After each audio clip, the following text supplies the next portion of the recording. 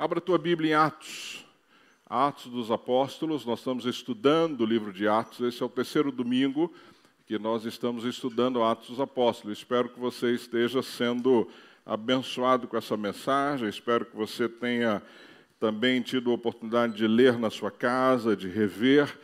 Eu tenho sido grandemente impactado, não é? Eu já li Atos várias vezes, já estudei, mas tenho sido grandemente impactado durante esse tempo. Quem está aqui desde a primeira mensagem de Atos? Levanta a mão. Aí, que número bom. Quem não veio, mas pôde assistir pela internet? Quem está em pecado e não assistiu nada até agora? Porque deve ter gente em pecado aí, não viu nada. Não sabe nem do que eu estou falando, a não ser que você seja um visitante, tá bom? Mas se você não é um visitante, é um membro da igreja, você está em pecado. Você não sabe do que eu estou falando aqui, porque eu já estou falando de esse é o terceiro domingo que eu estou falando de Atos, né? Espero que você... gente, hoje é muito fácil, porque, primeiro, não é fácil para você não vir, você deve vir ao culto, isso é parte da nossa vida, não é? Mas se você, por um acaso, não veio, porque teve aí uma dificuldade que é bastante compreensível, você pode assistir o culto depois, você pode ver pela internet, você pode se atualizar. Então, quando a gente faz uma série como essa de Atos, se você perde um, você perdeu parte da história. Então é importante que você se atualize. Se você não veio na primeira mensagem de Atos, qual era a lógica? Você assistir a primeira mensagem para você entender o que eu estou falando nas seguintes.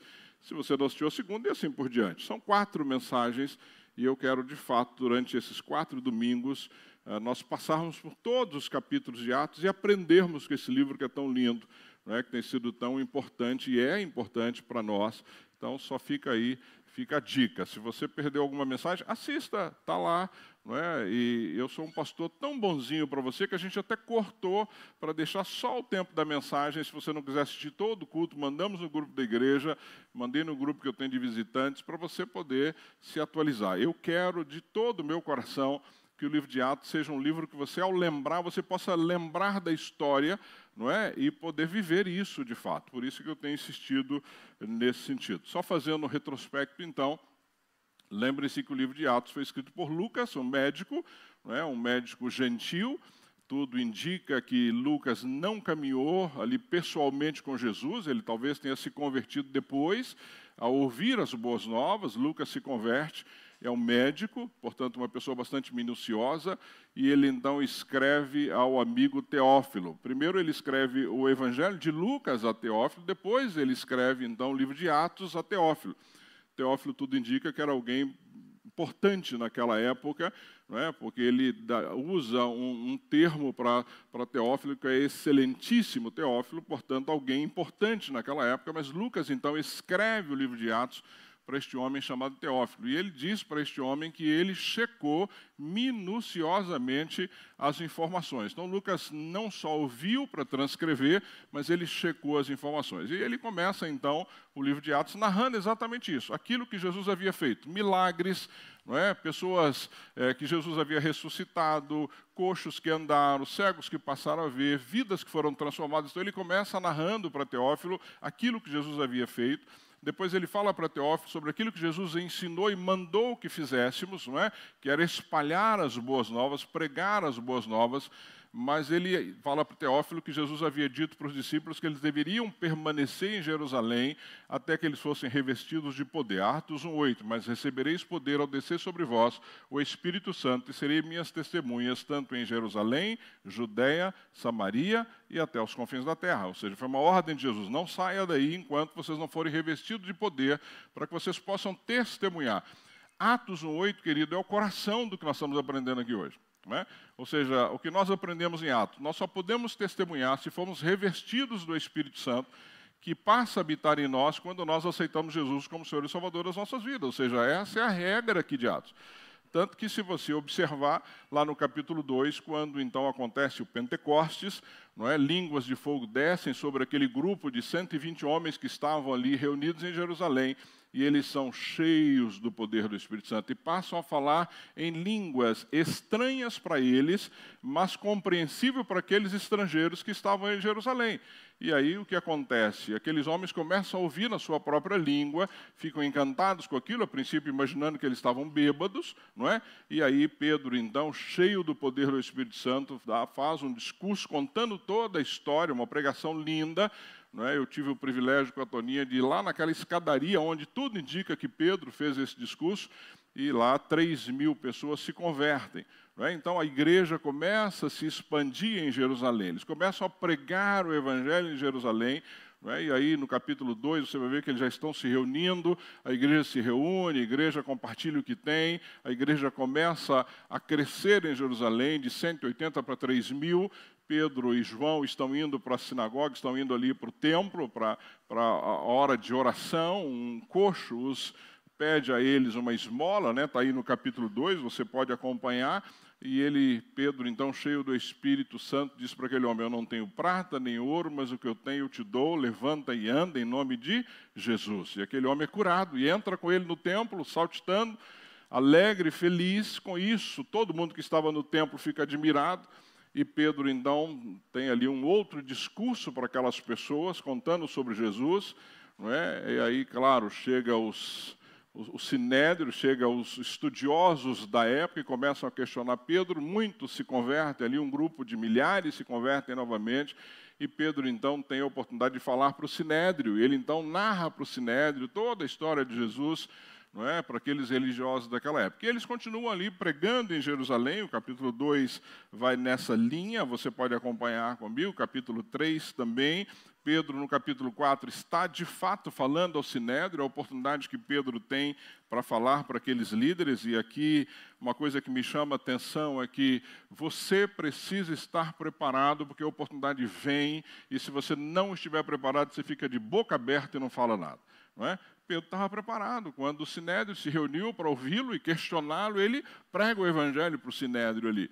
Não é? O sinédrio não se converte, mas o texto diz que muitos ali aceitam aquilo que Pedro estava dizendo, aceitam a palavra, um grande temor se apodera daquele povo e muitos deles acabam se convertendo. Lá no capítulo 6, eles estão se reunindo diariamente, como nós vimos em Atos 2, e as viúvas ali, helenistas, começam a reclamar que elas não têm acesso à mesa, porque eles compartilhavam as refeições todos os dias. Lembram disso? E aí escolhem entre eles 7 homens cheios do Espírito Santo, homens de caráter, homens de bom testemunho, e esses homens, então, são ali eleitos para cuidar das mesas dessas viúvas. Anteriormente, você lembra da história de Ananias e Safira, porque eles começam a dividir tudo que tem, e Ananias e Safira, então, vende lá uma terra que tinha, poderia ter doado essa terra integral, não precisariam também ter doado nada se não quisesse, mente, então, para o Espírito Santo. Ananias é fulminado e depois Safira também é morta, porque mentiu. Não é porque deu só parte, não. Eles não precisavam dar nada, mas eles mentiram ao Espírito Santo, eles não precisavam daquilo. Uma coisa interessante que você deve guardar comigo aí no verso 36 do capítulo 4, que tem a ver com o que nós vamos estudar hoje. Olha o verso 36 do capítulo 4, diz assim: José, um levita de Chipre, a quem os apóstolos deram o nome de Barnabé. Hoje nós vamos falar sobre Barnabé, por isso que eu quero que você guarde isso, que significa encorajador. Vendeu um campo que possuía, trouxe o dinheiro e o colocou aos pés dos apóstolos. Este Barnabé que aparece aqui vai ser uma figura importante no que nós vamos estudar hoje, tá bom? É só para você linkar essa informação. Barnabé aparece exatamente aqui neste momento, não é? Quando ele vende este campo e ele entrega então aos discípulos. Capítulo 6, então, eles escolhem ali os 7 que vão servir as mesas, não é? E entre eles Estevão é escolhido, e é interessante porque é um trabalho que a princípio para nós pode não parecer importante, mas é importantíssimo, tanto que esses homens eram homens cheios do Espírito Santo, homens de boa índole, de bom caráter, e Estevão então é preso.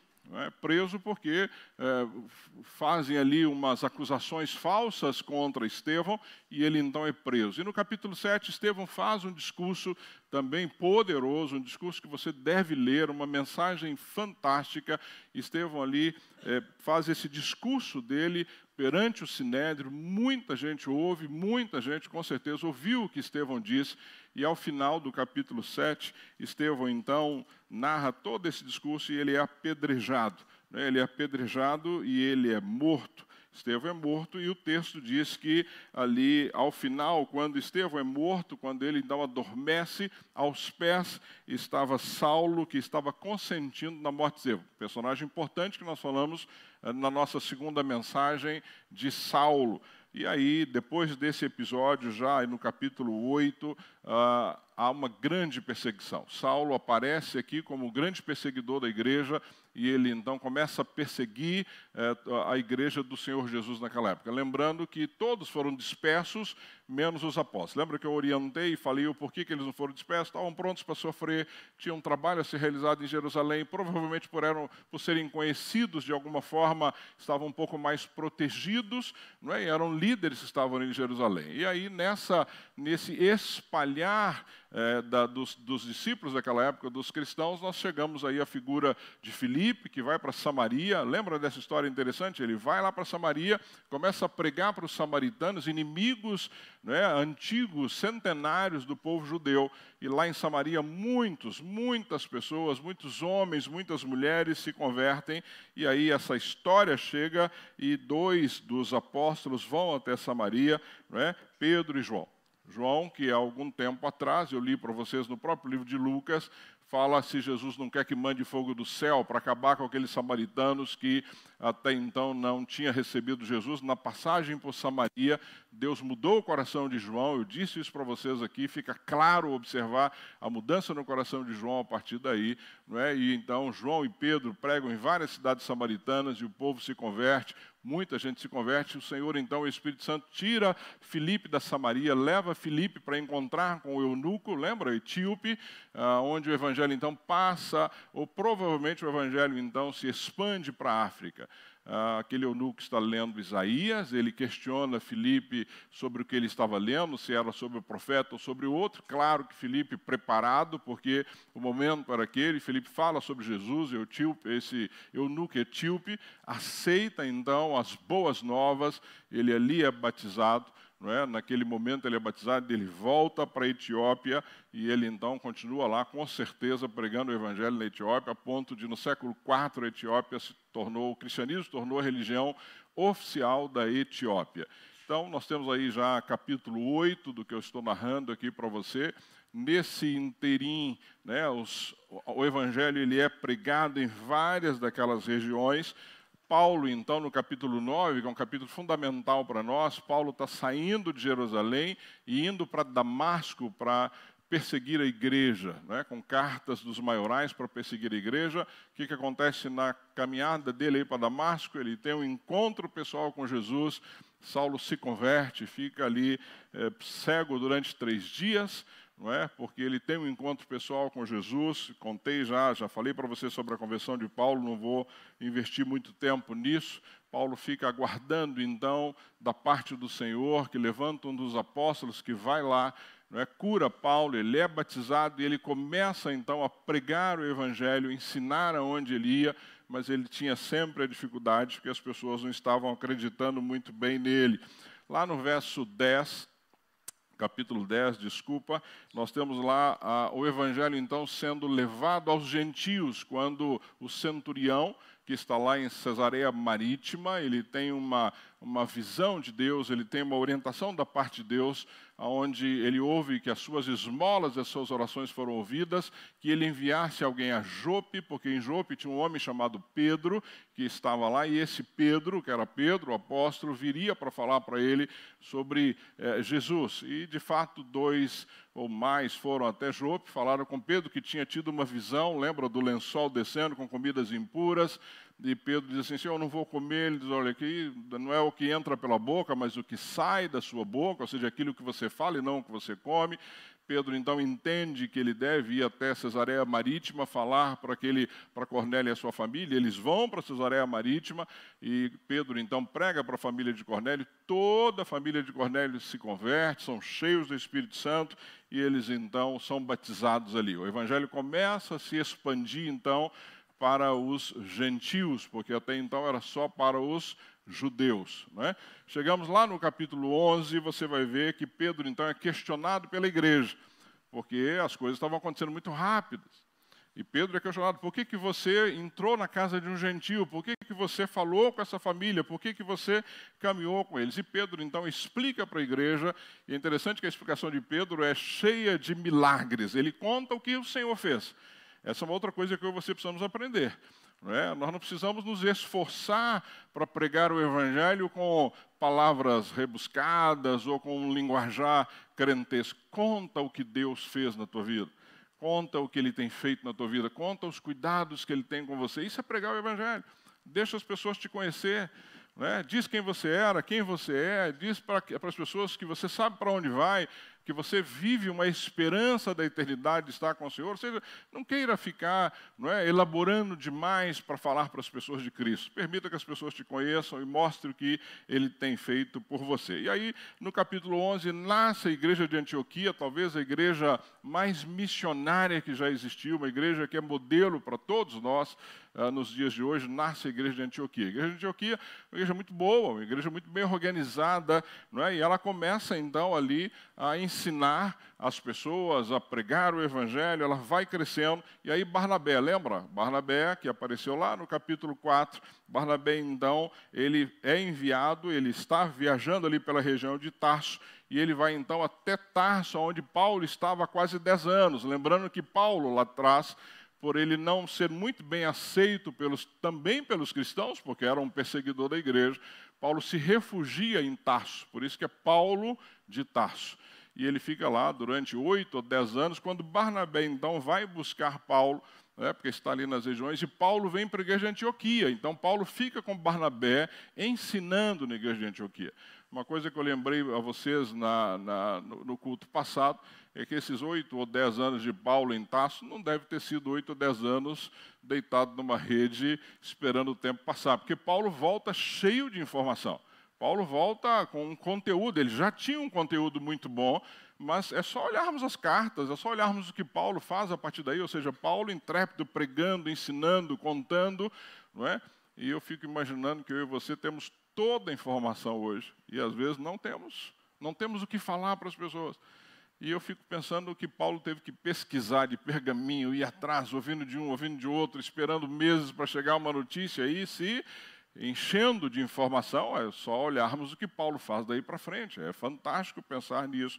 E aí, então, Barnabé vem com Paulo e eles ficam ali em Antioquia. E aí, no capítulo 12, Pedro é milagrosamente libertado da prisão, ele é preso ali. Vocês vão lembrar que vem um anjo do Senhor, diz para ele, pega a tua capa, as correntes saem, Pedro sai dali da prisão, ele é liberto, milagrosamente por esse anjo do Senhor, enquanto a igreja estava orando. Pedro vai até a casa onde esse povo estava orando, o povo às vezes não, naquele primeiro momento, não o reconhece, não conhece a tua voz, mas Pedro ali é solto milagrosamente. Isso faz com que mais gente se converta, com mais gente tenha temor ao Senhor. Depois vem Herodes morre, depois você pode ver a história de Herodes, e encerramos então até o capítulo 12 de Atos, de uma forma bem rápida para você, só para você se atualizar do que nós estamos fazendo aqui. Tranquilo? Até aí? Todo mundo guardou? Se eu pedir para você levantar a mão e narrar essa história, você consegue narrar a história aí? Na boa? Ok, então vamos lá. Capítulo 13 é o que nós vamos andar hoje. Nós vamos do 13 ao 20. Estes capítulos eles vão falar das viagens de Paulo. Este homem que começou perseguindo e se tornou, para mim, o maior apóstolo que já existiu, que já passou por esta terra. E começa aí no capítulo 13, então, tem uma informação muito importante. Diz assim, na igreja de Antioquia, esta igreja que foi fundada, né, que fala aí no capítulo 11, na igreja de Antioquia havia profetas e mestres. A princípio, essa é uma informação que parece que não tem muita importância para a gente, mas tem, porque ele fala que na igreja de Antioquia tinha profetas e mestres e ele dá nome a alguns desses. Então, quem são essas pessoas? Primeiro, ele fala de Barnabé. Então, lembre-se que Barnabé, ao contrário de Ananias e Safira lá atrás, Barnabé vendeu aquele terreno, entregou aos pés dos apóstolos e se tornou um dos líderes da igreja de Antioquia. Este Barnabé aqui é o mesmo lá do capítulo 4. Então, Barnabé era um levita de Chipre. Outra coisa importante que você vai entender aqui. Na viagem de Paulo, ele vai para Chipre e Barnabé vai com ele. Olha que não é coincidência, Barnabé conhecia muito bem Chipre, por isso é que ele vai com ele para aquela viagem. Então, Barnabé é esse levita aí, um homem conhecido pela sua generosidade, conhecido pelo seu encorajamento, ele é de Chipre. Então, esse é o primeiro, Simeão, que ele continua. Então, Barnabé, Simeão. Simeão, chamado Níger, aqui tudo indica que, lembra que o evangelho se expande para a África, porque este Simeão chamado Níger, ele possivelmente era um africano, ou seja, já mostra aí essa diversidade étnica da igreja que está nascendo ali. Igreja é étnica, igreja não está restrita a um povo, gente. É isso que a gente precisa entender. Hoje aqui nós já temos brasileiros e cubanos, temos alguns cubanos aqui no nosso meio. Eu acho que deve ter de outras nacionalidades. E a igreja do Senhor Jesus, ela não tem fronteira, ela não tem país, ela não tem muro. Ela se expande para todos os lados. Então, Barnabé, este homem generoso, Simeão, chamado Níger, que provavelmente é esse africano, Lúcio de Cirene. Lúcio de Cirene era talvez aí um dos fundadores da igreja de Antioquia, porque você vai ver aqui na igreja, quando eles falam da igreja sendo fundada, tinha alguns de Cirene. Depois vem Manaém. Olha que interessante. Manaém era alguém que ele diz aí, Manaém criado junto a Herodes, o tetrarca, ou seja, alguém da alta cúpula ali de Antioquia também se convertia. Então, o evangelho não estava só para as pessoas mais simples, mas ia até a alta cúpula, porque este homem foi criado ali com Herodes, o tetrarca. E Saulo, este homem que um futuro apóstolo dos gentios, o maior apóstolo que já existiu e que a gente vai ouvir falar muito dele nessa mensagem de hoje. Então, esse era o grupo que estava ali em Antioquia. O que isso mostra? Uma igreja bem organizada. Isso mostra uma igreja que tinha no seu corpo de membros pessoas altamente capazes, desde pessoas das mais simples, as mais letradas, mas todas com conhecimento para compartilhar o evangelho. Isso é igreja, queridos. Nós temos que ter no nosso meio aqui todo tipo de pessoa. Eu digo que igreja é o único lugar onde você é nivelado. Então, aqui você é irmão. Então, aqui não importa se você é advogado, juiz, médico, faxineiro, não tem a mínima importância para a igreja, mas tem importância para o que você pode fazer lá fora. Porque se você é um engenheiro, você vai alcançar pessoas da sua mesma categoria. Se você é um advogado, você vai estar no meio de juristas e assim por diante. Se você é um metalúrgico, você vai estar no meio de metalúrgicos. A tua profissão, ela tem uma importância para aquilo que você pode fazer lá fora com o evangelho, mas não na igreja. Aqui nós somos irmãos. Então aqui, se é pastor é irmão, se é não gosto muito do termo levita, você está cantando aqui é irmão. Mas a igreja de Antioquia mostra que a igreja tem essa diversidade, que isso é importante para o crescimento do reino, isso é importante para essa caminhada. Então, ele mostra essa igreja bem organizada aí. E aí vamos continuar então. Aí mostra sobre esses homens, logo no início, e ele diz assim, no verso 2 do capítulo 13. Enquanto adoravam o Senhor e jejuavam, disse o Espírito Santo, olha a intimidade que esses homens tinham, esta igreja tinha com o Espírito Santo. Separem-me quem? Barnabé e Saulo, para a obra que os tenho chamado. Assim, depois de jejuar e orar, impuseram-lhe as mãos e os enviaram. Aqui é a primeira viagem missionária de Paulo. É importante você se situar. Eu separei um mapa. Coloca para mim o mapa, só para o pessoal entender um pouco do que é essa. Esse é o mapa. Esse é o mapa da época de Paulo. Por que é importante você entender isso?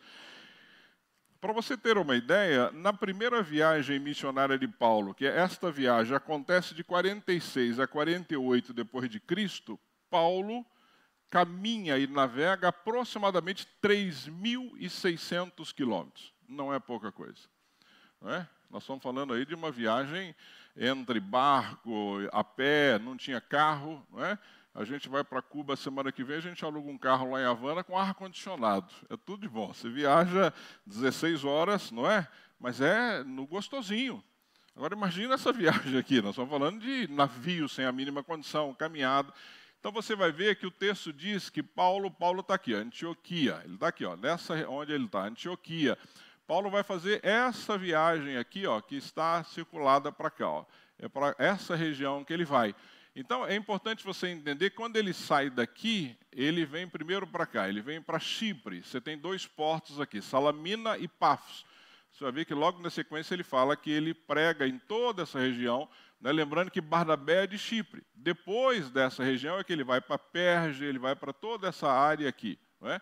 Na segunda viagem é que ele cruza a Macedônia, que é isso aqui, é só para vocês entenderem aonde é que eles estão indo. Então está dizendo aí, pode deixar o mapa, vai facilitar para o pessoal acompanhar. Então, o que diz aí logo no verso 4? Enviados pelo Espírito Santo, desceram a Seleucia. Seleucia era uma região, porque Antioquia não tinha porto em Antioquia. Então ele sai de Antioquia, desce a Seleucia, onde tinha o porto, não é? E aí eles navegaram, entram no navio, navegam para Chipre, que é a ilha que está aí. Chegando aí em Salamina, Salamina é uma cidade portuária no Chipre, não é? Proclamam a palavra de Deus nas sinagogas judaicas. João estava com eles como auxiliar. Então, eles estão pregando o evangelho ali na ilha de Chipre. E aí o texto diz no verso 6, viajaram por toda a ilha até que chegaram a Pafos, que é uma outra cidade na ilha de Chipre, que tem o porto. Então, eles vão até Pafos. Ali encontraram um judeu chamado Bar-Jesus, que praticava magia e era um falso profeta. Aqui ele vai contar a história do pré-cônsul. Esse Bar-Jesus era um auxiliar, um funcionário desse pré-cônsul, então ele tem ali umas visões equivocadas, e você vai ver que Paulo, então, o chama de filho do diabo, porque ele tenta atrapalhar ali a caminhada de Paulo com o pré-cônsul, e aí Paulo, então, diz para ele que ele vai ficar cego durante um tempo, que ele não vai enxergar nada, e de fato esse Bar-Jesus fica, e aí o pré-cônsul lá, se você acompanhar comigo lá no verso 12, o pré-cônsul, vendo o que havia acontecido, creu profundamente impressionado com o ensino do Senhor. Ou seja, a primeira conversão que a Bíblia narra aqui é desse pré-cônsul. Uma conversão já no nível, né, aqui, já dentro das autoridades daquela região. Paulo, então, sai dessa região onde ele está, na ilha de Chipre, de Pafos, e ele vai para Perge, que é o que está aqui na nossa sequência. Então, ele sai aqui da ilha de Chipre, perdi aqui a ilha de Chipre, aqui. Né, e ele vai para Perge, ele vai começar a trabalhar essa região. Por isso que tem Laodiceia, Esmina, você vai ter várias cidades aqui, a Antioquia da Psídia, que é diferente da outra Antioquia, não é? Essa aqui é a Antioquia da Síria, que é a Antioquia da Psídia, que é onde Paulo, então, vai trabalhar com os demais irmãos aqui nessa região. Então, acompanhem comigo e vamos ver o que tem de importante aí na sequência. Ele já está lá em Perge. Então, João os deixou, isso aqui é importante. Você vai ver aqui por que Lucas, por ser alguém detalhista, diz assim, João os deixou e ali voltou para Jerusalém. Isso é motivo de briga depois lá na frente. Porque João deixa Paulo e Barnabé e volta para Jerusalém. Vocês vão ver lá na frente o que isso significa na nossa caminhada. Então, de Perge prosseguir até Antioquia. Então, eles chegam na Antioquia da Psídia e aí no sábado entraram na sinagoga e se assentaram. Uma característica interessante nas viagens missionárias de Paulo, ele sempre ia na sinagoga. Então, ele chegava na cidade, ia numa sinagoga, sentava lá, ficava quietinho. E olha o que acontece aqui, verso 15. Depois da leitura da lei dos profetas, os chefes da sinagoga lhes mandaram dizer, irmãos, se vocês têm uma mensagem de encorajamento para o povo, falem. Gente, tudo o que você precisa é isso, não é? Já pensou alguém falar assim, fala aí, o que está, não é? De novo, o que Paulo estava? Preparado. Porque Deus vai preparar a oportunidade. E você não pode ficar ali, não é? Sem saber o que dizer. E aí, você vai observar aqui, de cara, não é? Na Antioquia da Psídia, que Paulo deram oportunidade para Paulo, ele vai começar a narrar aqui toda a história. Uma das coisas que você vai ver que chama atenção, e por isso que eu quero insistir com você sobre isso. Esses homens pregavam contando a história. Eles não pregavam pregações batistas de 3 pontos, com uma introdução. Não, eles contavam a história. O que Paulo faz para esses homens aqui? Ele vai lá para Canaã, ele começa a contar para eles uma história que eles já conheciam. Paulo está dizendo assim, eu também conheço a história. Só que a história para vocês parou aqui. Para mim não, a história para mim, ela continua com a vinda de Jesus, com os ensinos de Jesus, com a sua morte, com a sua ressurreição, não é? Com a sua ascensão aos céus. É isso que Paulo está contando para eles e que nós muitas vezes perdemos a oportunidade. E ele vai narrando aí para eles. E Paulo é interessante aqui porque ele vai usar o que aqueles homens conheciam, ele vai usar o Velho Testamento. Observe lá no verso 32 do capítulo 13, onde nós estamos aí. No verso 32, Paulo diz assim, olha, nós nos anunciamos as boas novas, o que Deus prometeu aos nossos antepassados. E olha, ele está dizendo, nós anunciamos aquilo que Deus prometeu, não é nada novo, vocês sabem que ele prometeu. E ele continua, não é? No 33, ele cumpriu para nós os seus filhos, ressuscitando Jesus, como está escrito no Salmo 2. Ou seja, ele está dizendo, para vocês a história parou aqui, mas eu estou dizendo para vocês que a história, ela continuou. E aí ele usa, se você observar aí, que ele diz assim, olha, ressuscitando Jesus, como está escrito no Salmo 2, tu és meu filho e hoje te gerei. Ele está usando o Salmo 2, verso 7, que eles conheciam. Está dizendo, olha, esse Jesus que o Salmo 2, verso 7 está dizendo, ele já veio. Ele veio, é essa notícia que eu estou trazendo para vocês. Ele continua, né, no 34. O fato de que Deus ressuscitou dos mortos para que nunca entrasse em decomposição é declarado nessas palavras. E ele vai para Isaías 55:3, quando diz assim, e eu lhes dou as santas e fiéis bênçãos prometidas a Davi. Ou seja, ele de novo está usando um texto que eles conheciam. Está dizendo, olha, o profeta disse que o corpo dele não se decomporia. Ou seja, Cristo morreu e ressuscitou ao 3º dia. O corpo não se decompôs. Havia essa promessa, havia essa informação. E ele continua dizendo aí no 35, assim ele diz noutra passagem, não permitirás que o teu santo sofra decomposição. Ele está usando Salmo 16:10. Ou seja, o que Paulo está fazendo com aquele povo? Contando a história, usando, né, o que eles já conheciam, trazendo para o momento que eles estavam vivendo e dizendo, isso já aconteceu. Isso já aconteceu. Por isso é que nós vamos conhecer a história. Por isso que não dá para, quando as pessoas te questionarem sobre a sua fé, você ficar sem saber o que falar. Porque a história está aí, nós precisamos contar para as pessoas a história. Lá na frente ele vai usar Abacuque, quando ele vai no 41, ele diz assim, olhem, escarnecedores, admirem-se e pereçam, pois nos dias de vocês farei algo que vocês jamais creriam, não é? Se alguém lhes contasse. Ele está usando Abacuque 1:5, ou seja, ele está usando os profetas, ele está usando os salmos, ele está usando o Antigo Testamento, que era tudo que aqueles homens conheciam, para dizer, já se cumpriu o que os profetas disseram. E aí, amados, claro que este povo fica encantado. Se você observar no verso 44, que no 42, 43, eles pedem, então, para que eles voltem. No 44 diz assim, no sábado seguinte, quase toda a cidade se reuniu para ouvir a palavra do Senhor. Quando os judeus viram a multidão, ficaram cheios de inveja e blasfemando, contradiziam o que Paulo estava dizendo. Não é? E aí lá no 49, a palavra do Senhor se espalhava por toda a região, mas os judeus incitaram as mulheres religiosas de elevada posição e os principais da cidade, provocando perseguição contra Paulo e Barnabé, os expulsaram do seu território. Esses sacudiram o pó dos seus pés em protesto contra eles e foram para Icônio, saíram para outra região. Os discípulos continuavam cheios de alegria e do Espírito Santo. Queridos, a perseguição vinha. Era notório que eles iam chegar numa cidade e logo você vai ver na sequência aqui. Mas Paulo perdia a oportunidade, Barnabé perdia a oportunidade, ficava discutindo sobre Corinthians, Palmeiras. Não, gente. Não, eles tinham um objetivo. Eles não ficavam gastando tempo com discussões que não levavam a lugar nenhum. Eles tinham foco. Eles sabiam que na sinagoga onde eles estavam era só uma questão de tempo, não é, para que alguém levantasse alguma coisa contra eles e e o microfone fosse cortado. Então, o que eles iam fazer? Aproveitar o tempo. Eu não vou ficar aqui discutindo que não. Olha, você tem alguma coisa para falar? Tem. Ó. Cristo veio, ensinou, curou, transformou, morreu, ressuscitou ao terceiro dia. E tudo isso você sabe porque já estava dito pelos profetas. E às vezes a gente fica aí gastando o nosso tempo com coisas que não tem sentido nenhum. É pós-milenista, é pós, não sei o que, volta antes. Para quê, gente? Eu sei que ele vai voltar. Eu creio nisso. E eu preciso estar preparado para quando ele voltar. Não é? Essas discussões você pode ter no lugar certo, no momento certo, na cadeira certa, no espaço certo, mas não enquanto nós estamos vivendo uma vida onde pessoas estão indo para o inferno e precisando ouvir de Jesus. Não enquanto famílias estão aí sendo destruídas pelo diabo. Não enquanto nós temos a verdade para essas pessoas, estão guardando para nós. Porque o que Paulo... Eu fico imaginando o coração de Paulo quando ele chegava numa cidade vendo aquele povo todo perdido e ele com as boas novas.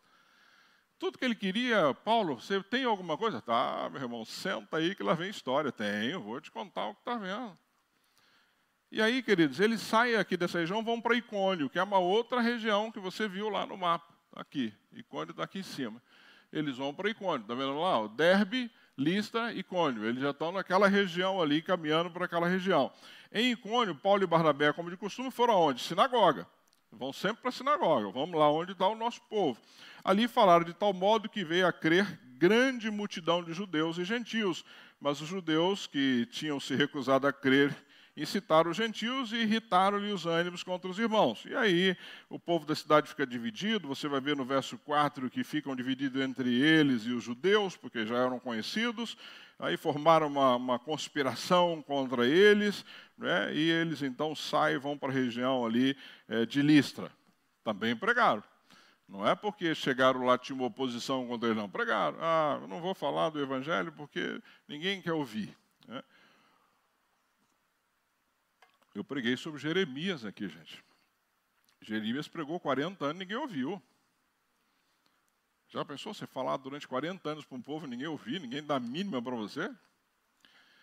Então, às vezes, nós ficamos nesse mimimi, como dizem por aí, né? Ai, amados, abra a boca, fale de Jesus para as pessoas, não fique aí, não é, calado. E aí, dessa região, ele vai para Listra. Verso 8 do capítulo 14. Em Listra havia um homem paralítico dos pés, aleijado desde o nascimento. E aqui acontece um fato interessante em Listra, porque Paulo e Barnabé curam este homem. Um homem que era conhecido ali porque era um aleijado há muitos anos. Mas olha o que acontece no verso 11. Ao ver o que Paulo fizera, a multidão começou a gritar em língua licaônica. Os deuses desceram até nós em forma humana. A Barnabé chamavam de Zeus e Paulo de Hermes, porque era ele quem trazia a palavra. O sacerdote de Zeus, cujo templo ficava diante da cidade, trouxe bois e coroas de flores à porta da cidade, porque ele e a multidão queriam oferecer-lhe sacrifício. A quem? Paulo e Barnabé. Eles ficam achando que Paulo e Barnabé eram deuses, porque curaram aquele homem que estava ali, aquele paralítico.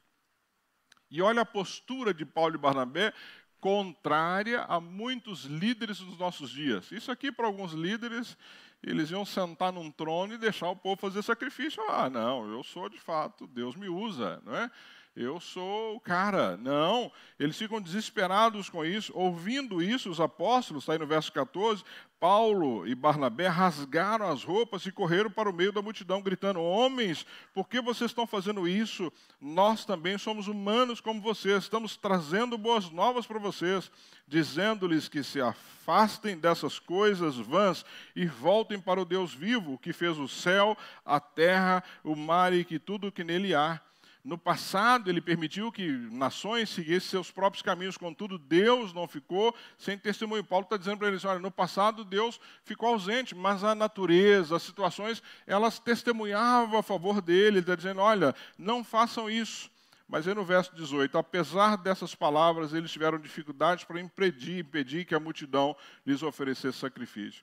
E aí, alguns judeus chegaram da Antioquia e de Icônio, mudaram o ânimo das multidões. Está no verso 19, apedrejaram Paulo e o arrastaram para fora da cidade, pensando que ele estivesse morto. Ou seja, Paulo é ferido a ponto de todo mundo achar que ele tivesse sido morto de tanta pedrada que ele tomou. Já não era mais só a multidão ali contra ele, era agressão física, não é? E Paulo então é apedrejado. No verso 20, mas quando os discípulos se juntaram em volta de Paulo, ele se levantou, voltou para a cidade. No dia seguinte, ele e Barnabé partiram para Derbe. Não tinha essa com Paulo. Tomou pedrada, né? Limpa aqui, passa um metiolate ali, vamos que vamos, e segue viagem, porque eu tenho muito evangelho para pregar. Era isso que Paulo fazia. Paulo não se detinha com as situações difíceis que apareciam para ele, né? E aí você vai ver que ele já começa a retornar, a partir do verso 21, né? Ali eles pregaram as boas novas naquela cidade, fizeram muitos discípulos. E aí vai dizer, então voltaram para Listra, eles começam a fazer o caminho de volta, Icônio e Antioquia, fortalecendo os discípulos, encorajando-os a permanecer na fé, dizendo, é necessário que passemos por muitas tribulações para entrarmos no reino de Deus. Paulo e Barnabé designaram presbíteros em cada igreja, orado, jejuado, encomendaram ao Senhor e aos que haviam confiado. Passaram pela Pisídia, chegaram até a Panfilha, pregaram a palavra em Perge e desceram então para Atália. Navegaram de volta então para Antioquia, voltam para a cidade de origem que ele tinha saído na primeira viagem. Neste momento que ele está retornando aqui, é que as igrejas da Galácia são fundadas. Por isso é que ele escreve a carta aos Gálatas. Lembra? A carta que Paulo escreve aos Gálatas é a carta que ele escreve para essas igrejas que são organizadas aqui neste momento. Então, Paulo não só pregava o evangelho, ele estabelecia igrejas que ficavam ali, por isso que você vai ver tantas cartas de Paulo às igrejas que foram fundadas com orientações, não é? Porque eles não tinham o que nós temos hoje, que é a palavra para examinar, a palavra para estudar. Então ele escreve a carta de Gálatas, e você vai ver lá na carta de Gálatas que trata de alguns assuntos. Paulo, na carta de Gálatas, vai falar para eles que a justificação é pela fé e não por obras. Por quê? Porque alguns judaizantes, o próprio texto está dizendo aqui no verso 19, então alguns judeus chegaram a Antioquia, não é? E de Icônio e mudaram o ânimo das multidões, ou seja, começaram a ensinar a essas pessoas coisas que Paulo não havia ensinado. Então, quando Paulo escreve a carta aos Gálatas, ele está exatamente orientando a igreja sobre isso, mostrando que a justificação é pela fé, não é obras da lei, não é obras da nossa caminhada. Ele está mostrando para eles que, de fato, nenhum judeu conseguiria cumprir a lei. Por isso é que nós somos justificados pela fé. Ele vai falar sobre o apostolado dele, porque começam a questioná-la. Se você estudar a carta de Gálatas, você vai ver que ele é questionado, né? E ele então ele faz uma defesa do seu apostolado para essas igrejas aqui em Gálatas. E ele também, nessa carta, fala sobre a liberdade cristã, que nós somos livres em Cristo e não mais escravos da lei. Por isso que a carta de Gálatas é importante, porque Paulo vai falar para este povo aqui de toda essa região que estavam ali sendo confundidos pelos judaizantes naquela época. Então, Paulo encerra aqui a sua primeira viagem missionária, que é essa viagem que você pôde acompanhar aqui, que sai de Antioquia, não é? Nós estamos falando de Antioquia aqui, e ele vai aqui por essa região, faz todo esse percurso aqui, e depois ele retorna aqui para Antioquia. Primeira viagem missionária de Paulo, então, neste momento. Quando nós vamos lá para o capítulo 15, toda essa caminhada de Paulo, toda essa situação que Paulo, então, passa junto com o seu companheiro aí de viagem, eles passam a ter algumas dificuldades. Observe aí no verso 1 do capítulo 15, não é? Eles ficaram ali, ensinaram, orientaram, e aí no capítulo 15, alguns homens desceram da Judéia para Antioquia e passaram a ensinar os irmãos. Então aqui começam então os falsos ensinos. E ele diz assim, se vocês não forem circuncidados conforme o costume ensinado por Moisés, não poderão ser salvos. Então aqui nós temos, lembra quando eu preguei as cartas de Paulo, que ele estava sempre enfatizando contra isso. Ou seja, os judaizantes diziam assim, não, você pode aceitar Jesus, você pode caminhar com ele, mas você precisa circuncidar. Você precisa ser circuncidado, senão você não vai entrar no céu. Então, isso aqui é uma história que os judeus tentavam falar para os gentios. Imagina homens adultos sendo circuncidados porque eles tinham que se tornar, então, judeus para o reino dos céus. E não mais Cristo não seria suficiente. E aí você vai ver no verso 2 assim, isso levou Paulo e Barnabé a uma grande contenda e discussão com eles. Assim, Paulo e Barnabé foram designados, junto com outros, para ir a Jerusalém. Então eles saem de Antioquia, vão para Jerusalém, tratar estas questões com os apóstolos e com os demais presbíteros. E aí, então, eles vão, então, Paulo e Barnabé vão até Jerusalém, e aí em Jerusalém se forma o primeiro concílio. O primeiro concílio que se tem história, ele é formado aqui, ou seja, para discutir algumas coisas com relação à igreja e para elaborar um documento que fosse um documento que orientasse essa igreja. Hoje, qual é o documento que nós temos de orientação? Essa palavra. Na época eles não tinham isso, e eles precisavam de uma orientação para as demais igrejas. E aí você vai ver no verso 5, diz assim, no verso 4, chegando a Jerusalém, foram bem recebidos pela igreja, pelos apóstolos, pelos presbíteros, a quem relataram tudo que Deus tinha feito por meio deles. Relatado o quê? A igreja de Antioquia, a primeira viagem de Paulo, que Deus tinha feito, as igrejas tinham sido estabelecidas. E aí no verso 5, então se levantaram alguns do partido religioso dos fariseus que haviam crido e disseram, é necessário circuncidá-los e exigir deles que obedeçam à lei de Moisés. Eles dizem, não, todo esse povo que se converteu, Paulo, contigo, esse povo tem que ser circuncidado. E eles têm que obedecer à lei. Essa era a discussão que estava tendo aqui. Essa discussão já era uma discussão entre pessoas convertidas. Nós estamos falando de judeus convertidos, gentios, ou seja, aquele povo que havia aceitado Jesus. Não é? E aí, no verso 6, os apóstolos e os presbíteros se reúnem para considerar essa questão, e aí eles vão considerar tudo isso, vão debater, vão falar sobre isso. Tiago, lá na frente, lá no verso 13, não é? Tiago tomou a palavra e disse, irmãos, ouçam-me. Simão nos expôs como Deus no princípio, voltou-se para os gentios, a fim de reunir dentre as nações um povo para o seu nome. Concordamos com isso, concordamos com as palavras dos profetas, conforme está escrito. E ele vai dizendo aqui, depois disso voltarei e reconstruirei a tenda da casa de Davi. Ele está usando Amós. Então ele traz todo um contexto que Deus já usou o profeta Amós para mostrar que esta chegada aos gentios aconteceria. E aí eles então chegam a uma conclusão, a partir do verso 22, então os apóstolos e os presbíteros com toda a igreja decidiram escolher alguns dentre eles e enviá-los a Antioquia. Olha a importância da igreja de Antioquia, com Paulo e Barnabé. Escolheram Judas, chamado Barsabas, e Silas, 2 líderes entre os irmãos, e enviaram a seguinte carta. Essa carta eu vou ler, ela é curtinha. Por que é importante? É porque para você que está aqui entender o que foi definido no primeiro concílio, isso é importante para nós, é a nossa fé. Nós somos cristãos e nós caminhamos aí. Aos irmãos, ele diz assim, irmãos, apóstolos e presbíteros, os cristãos gentios que estão em Antioquia da Síria e na Cilícia, onde eles estavam, saudações. Soubemos que alguns saíram de nosso meio sem nossa autorização e os perturbaram, transtornando a mente de vocês com o que disseram. Assim concordamos todos em escolher alguns homens e enviá-los a vocês com os nossos amados irmãos Paulo e Barnabé, homens que têm arriscado a vida pelo nome do Senhor Jesus Cristo. Portanto, estamos enviando Judas e Silas para confirmarem verbalmente o que estamos escrevendo. Pareceu bem ao Espírito Santo e a nós não impor a vocês nada além das seguintes exigências necessárias: que abstenham-se de comida sacrificada aos ídolos, do sangue, da carne de animais estrangulados e da imoralidade sexual. Vocês farão bem em evitar essas coisas, que tudo lhes vá bem. Pronto, não tem que circuncidar, não tem que fazer nada disso que foi dito, o que está sendo dito, vocês devem considerar. Estabeleceu o primeiro documento ali, e esses homens, então, tinham que seguir, sabiam o que fazer, e não havia discussão mais nesse sentido. Encerra esse momento.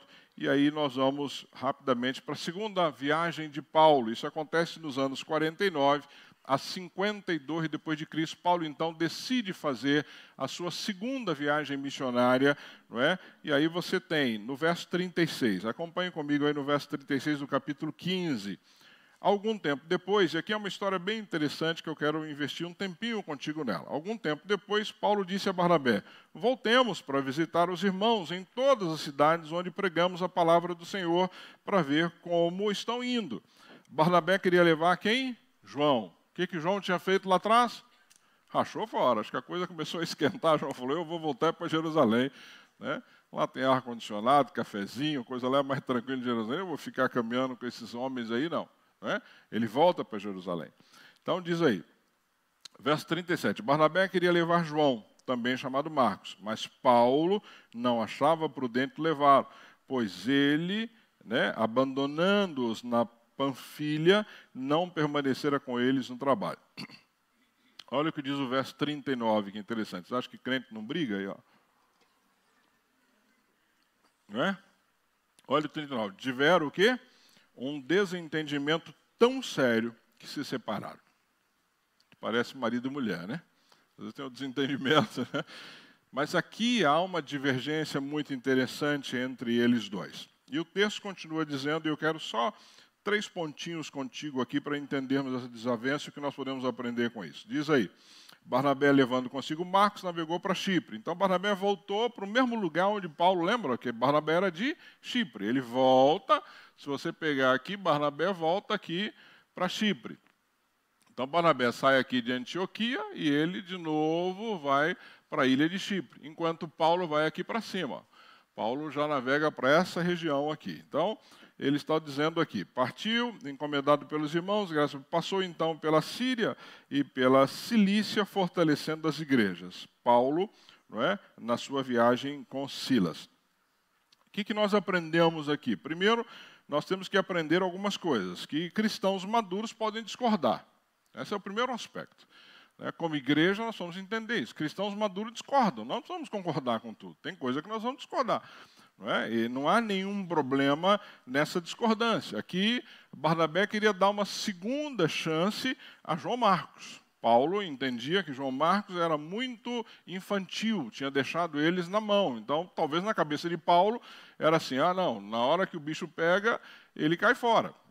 E aí Barnabé disse assim, não, nós precisamos dar ele mais tempo, mais experiência, ele precisa caminhar mais com a gente. Visões diferentes, isso é natural, gente, não tem nenhum problema. Pessoas maduras discordarem daquilo que crê. Segundo, Deus pode transformar essas situações e transformou essas desavenças em bênção, porque foram para 2 regiões diferentes, ou seja, o evangelho aí saiu com 2 líderes fortes, Paulo de um lado, Barnabé do outro, e aí João Marcos com um e Silas com o outro, o evangelho foi para mais regiões, fortalecido em mais regiões, ou seja, mostra que o Senhor sempre vai transformar situações que muitas vezes nós não entendemos em bênçãos. Então, acontece alguma coisa na tua vida, a primeira coisa que você tem que fazer é, Senhor, o que o Senhor está nos ensinando? O que o Senhor quer me ensinar com isso? Que experiência o Senhor quer que eu tire dessa situação?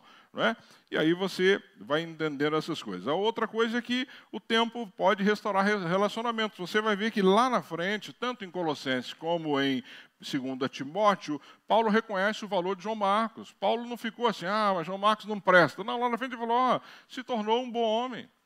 Tanto que em algum momento Paulo diz assim, traz João Marcos porque ele vai ser útil para mim, ele é útil na minha caminhada. O próprio Paulo reconhece isso, alguém que lá atrás ele não quis caminhar junto.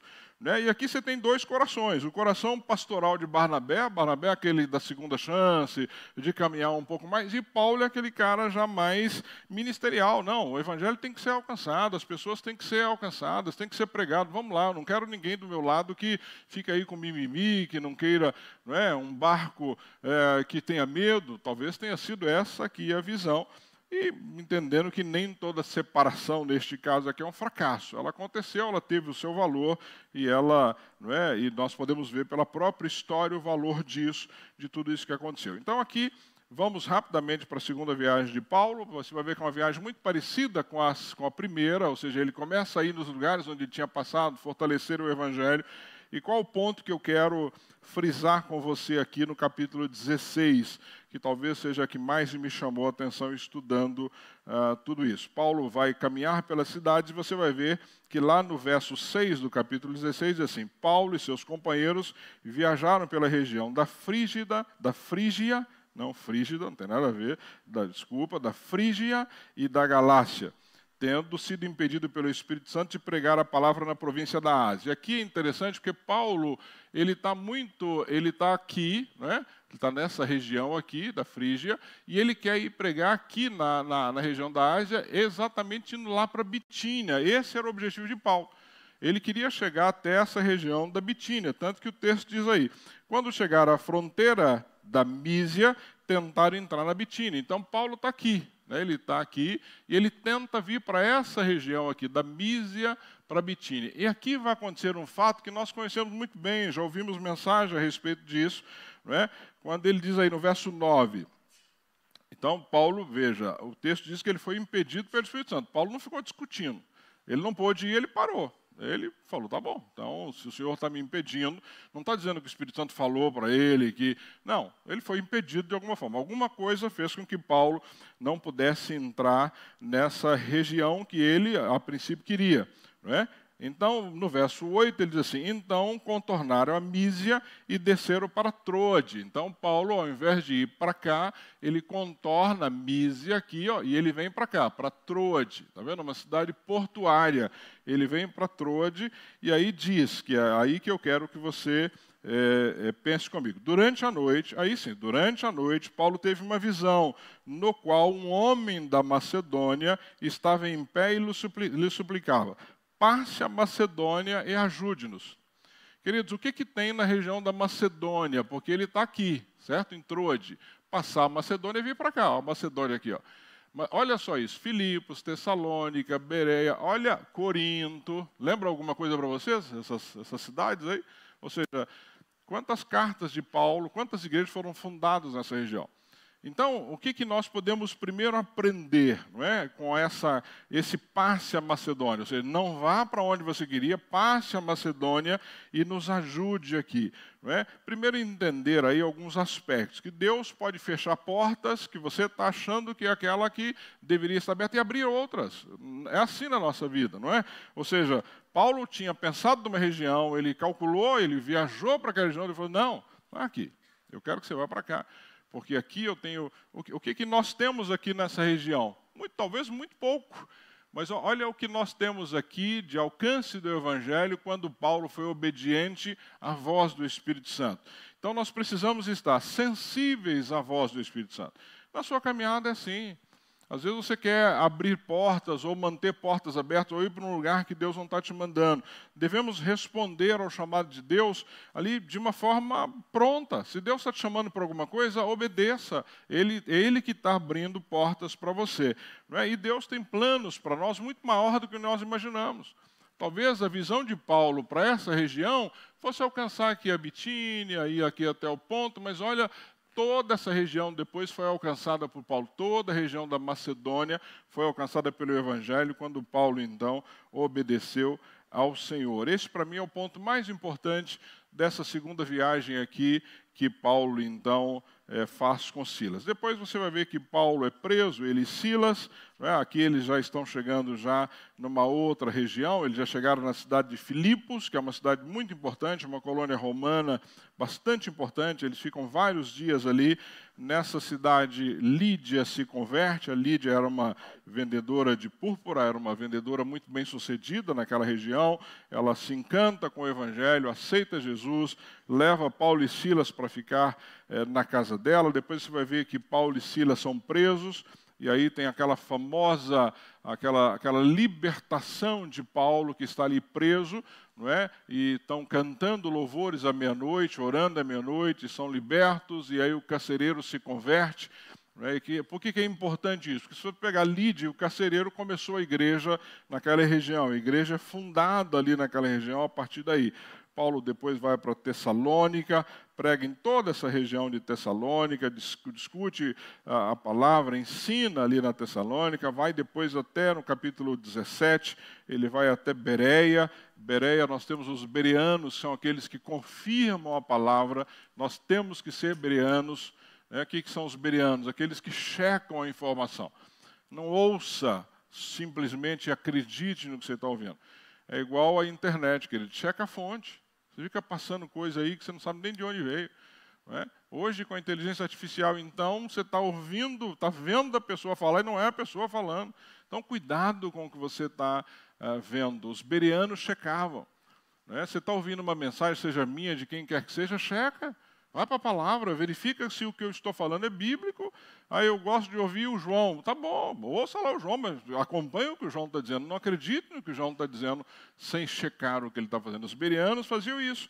Né? Se você observar no verso 10 do capítulo 17, Diz assim: logo que anoiteceu, os irmãos enviaram Paulo e Silas para Bereia.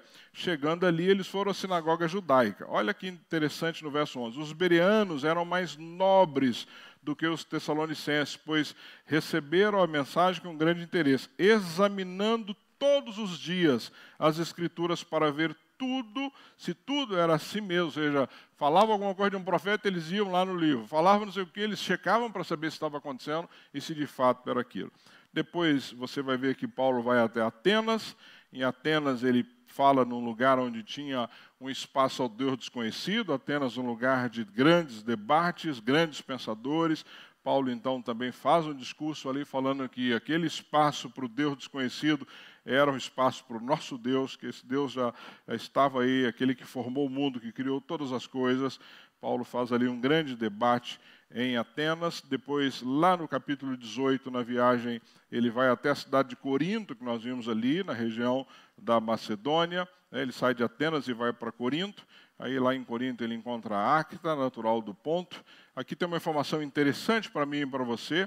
Olha no verso 1, a partir do capítulo 18. Depois disso, Paulo saiu de Atenas e foi para Corinto.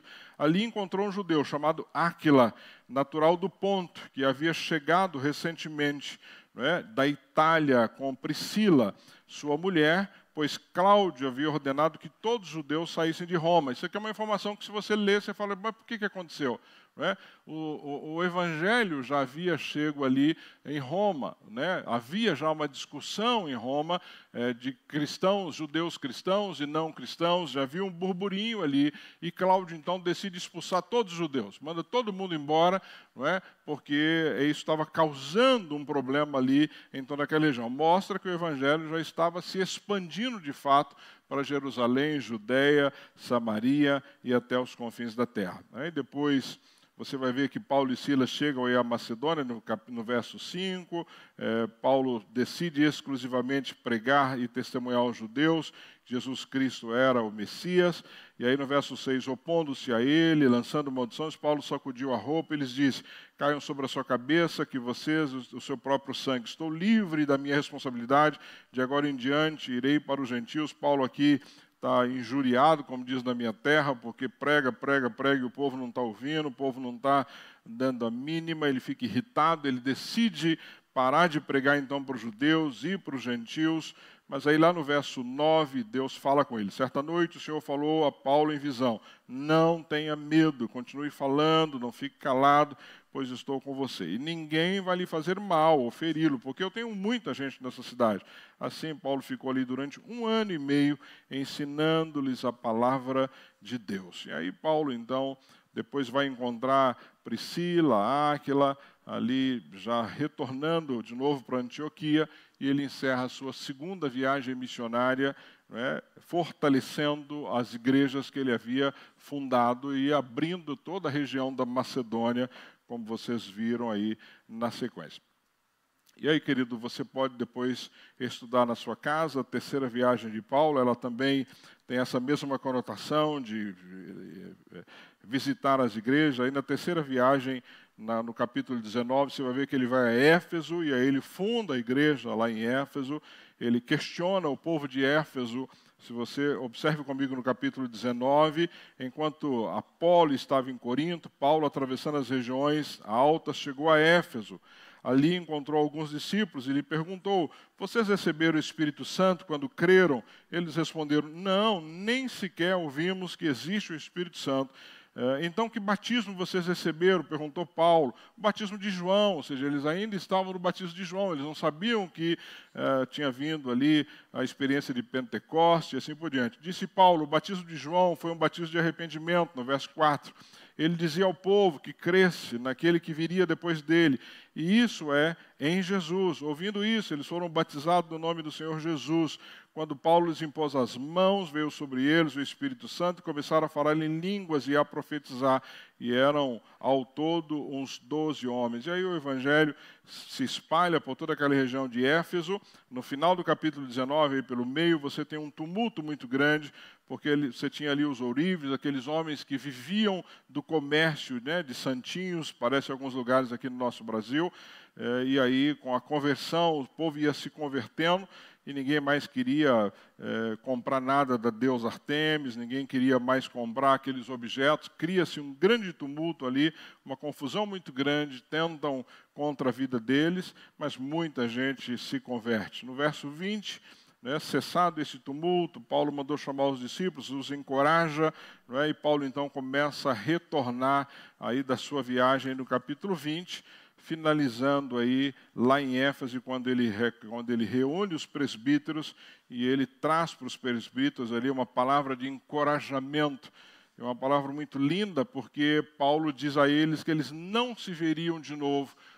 E aí você vai ver lá no final do capítulo 20, quando Paulo diz assim, no 35, 20, 35, em tudo que fiz, ele está falando para os presbíteros lá em Éfeso, tá?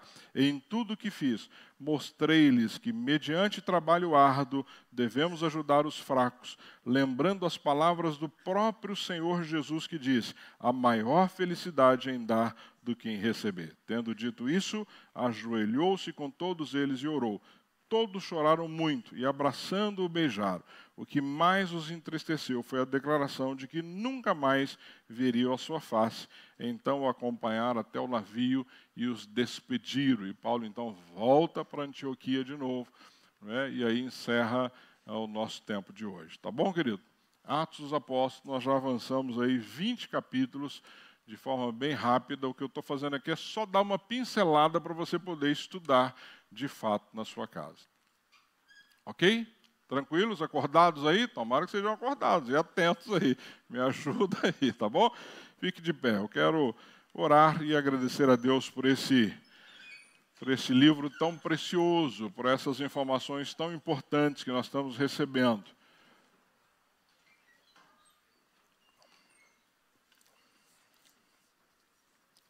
Qual é o coração do livro de Atos que nós aprendemos? Atos 1:8. Vamos lá? Mas recebereis poder ao descer sobre vós o Espírito Santo, serei minhas em Judeia, Samaria e até os confins da terra. É isso. Deus nos deu o Espírito Santo para que nós fôssemos testemunhas dele aqui em Santo André, no estado de São Paulo, no Brasil e até os confins da terra. Que isso fique claro no seu coração. Se de tudo isso que eu estou tentando te ensinar em 4 domingos, você guardar somente isso, eu já vou ficar feliz que você entendeu qual é o seu papel neste mundo. Esse é o meu papel, esse é o seu papel. Não é isso que nós temos que guardar no coração. O Senhor nos deu poder, não para fazer gracinha, não para simplesmente vencer o mal. Ele nos deu poder para tudo isso. Ele nos deu poder para vencermos o pecado. Ele nos deu poder para vivermos uma vida em santidade.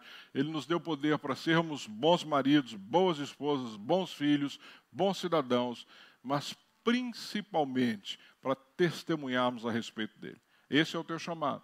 Você é uma testemunha de Jesus aonde ele te levar. Guarde isso no seu coração, e você vai ver como Deus vai se alegrar da sua caminhada. Foi isso que aconteceu com Paulo, Silas, Barnabé, Pedro e tantos outros ao longo da história. Eles entenderam que o Senhor os chamou para serem testemunhas dessas boas novas que ele veio a este mundo e nos ensinou. Amém? Deus, obrigado, Pai, obrigado porque eu sou uma testemunha do Senhor, cada um desses irmãos aqui são uma testemunha do Senhor, porque um dia o Senhor nos alcançou. O mesmo evangelho, a mesma palavra que foi pregada aos discípulos há mais de 2000 anos atrás, foi pregada a mim, a cada um desses amados que estão aqui nessa manhã. Por isso, Pai, nos ajuda a quando olharmos para um livro como esse de Atos, que não terminou, Atos, os Apóstolos não terminou, porque são os nossos atos, são aquilo que nós estamos fazendo, aquilo que nós ainda vamos continuar fazendo até que o Senhor volte. Por isso, me ajuda, Pai, a ser uma testemunha fiel do Senhor. Ajuda cada irmão aqui da igreja, cada irmã, cada jovem, cada adolescente, Deus, a ser uma testemunha fiel do Senhor. Que nós possamos, Pai, saber contar a história, que é a nossa história. É a história mais importante da nossa vida, Pai. Por isso nos ajuda a contar essa história. Quando alguém nos perguntar sobre a nossa fé, que nós possamos, Deus, contar essa história e as pessoas possam crer naquilo que nós estamos contando, como criam em Paulo, em João, em Pedro, em tantos ao longo dessa história. Esses homens não perdiam tempo, Deus, ao compartilhar. Cada espaço que era dado a eles, eles compartilhavam e pessoas viam até os pés do Senhor Jesus. Pai, que assim seja na nossa vida. Que as pessoas se convertam ao ouvir a nossa história. Que as pessoas se convertam, Deus, a ouvir as boas novas através da nossa boca. Que as pessoas se convertam, Deus, a ver Cristo em nós. Ajuda-nos nisso, Pai. Este mesmo poder que foi dado a Pedro, a Paulo e tantos outros, é o mesmo poder que foi dado a nós. É o mesmo Espírito Santo que habitava neles, é o mesmo que habita em mim e em cada um desses amados aqui nessa manhã. Por isso, faz de nós homens corajosos, mulheres corajosas, cheios de desejo de compartilhar a Tua palavra. Tira do nosso coração, Deus, toda timidez. Tira todo medo, tira todo receio. Possamos ser igual Paulo, que ao ser apedrejado, levado para fora da cidade, Deus, dado como morto.